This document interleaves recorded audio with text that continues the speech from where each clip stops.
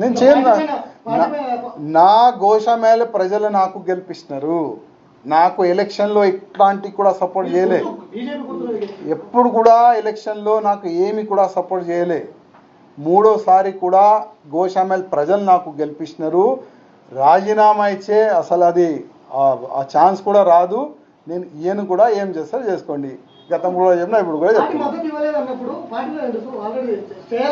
మీరు ఒక్కసారి ఎంక్వైరీ చేసుకోండి.